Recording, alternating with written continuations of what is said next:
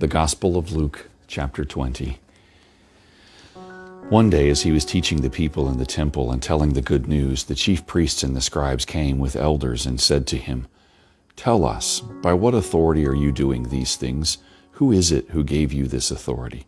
He answered them, "I will also ask you a question, and you tell me. Did the baptism of John come from heaven, or was it of human origin?"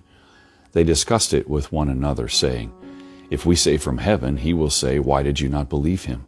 But if we say of human origin, all the people will stone us, for they are convinced that John was a prophet." So they answered that they did not know where it came from. Then Jesus said to them, "Neither will I tell you by what authority I am doing these things." He began to tell the people this parable. A man planted a vineyard and leased it to tenants and went to another country for a long time. When the season came, he sent a slave to the tenants in order that they might give him his share of the produce of the vineyard. But the tenants beat him and sent him away empty-handed. Next he sent another slave. That one also they beat and insulted and sent away empty-handed. And he sent still a third. This one also they wounded and threw out. Then the owner of the vineyard said, "What shall I do? I will send my beloved son. Perhaps they will respect him." But when the tenants saw him, they discussed it among themselves and said, "This is the heir. Let us kill him so that the inheritance may be ours." So they threw him out of the vineyard and killed him. What then will the owner of the vineyard do to them? He will come and destroy those tenants and give the vineyard to others. When they heard this, they said, "Heaven forbid." But he looked at them and said, "What then does this text mean? The stone that the builders rejected has become the cornerstone. Everyone who falls on that stone will be broken to pieces, and it will crush anyone on whom it falls."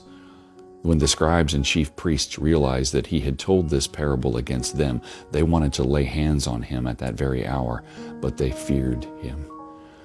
So they watched him and sent spies who pretended to be honest in order to trap him by what he said, so to hand him over to the jurisdiction and the authority of the governor.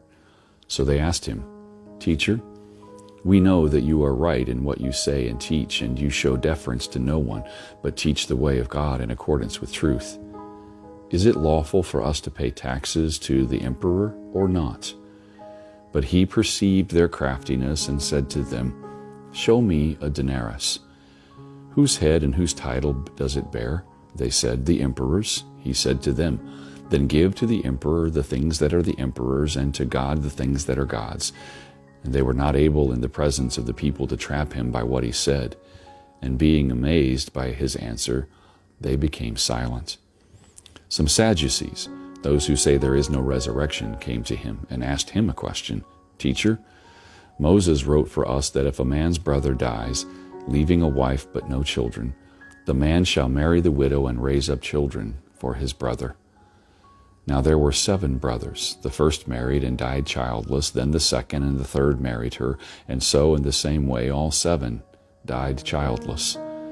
Finally the woman also died. In the resurrection, therefore, whose wife will the woman be, for the 7 had married her?"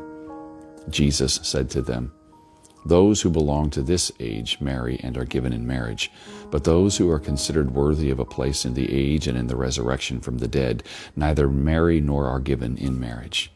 Indeed, they cannot die any more, because they are like angels and are children of God, being children of the resurrection. And the fact that the dead are raised, Moses himself showed, in the story about the bush, where he speaks of the Lord as the God of Abraham, the God of Isaac, and the God of Jacob.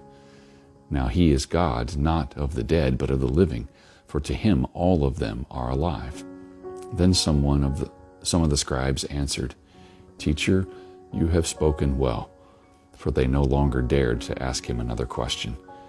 Then he said to them, "How are they to say the Messiah is David's son? For David himself says in the book of Psalms, 'The Lord said to my Lord, sit at my right hand until I make your enemies your footstool.' David thus calls him Lord, so how can he be his son?" In the hearing of all the people, he said to the disciples, "Beware of the scribes, who like to walk around in long robes and love to be greeted with respect in the marketplaces, and to have the best seats in the synagogue and places of honor at banquets. They devour widows' houses, and for the sake of appearance say long prayers. They will receive the greater condemnation. May God add a blessing to the reading, the hearing, and the understanding of these holy words. Thanks be to God. Amen.